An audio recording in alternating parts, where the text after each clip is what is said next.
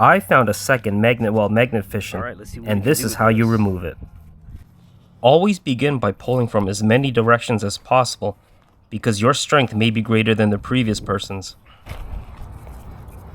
And if these methods do not work, then tie it off to a stationed object, such as a tree or a post, and make sure that there's high tension on that rope. This method actually creates more tension than pulling on the rope itself.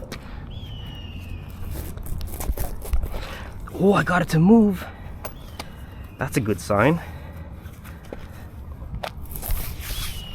Oh, yes.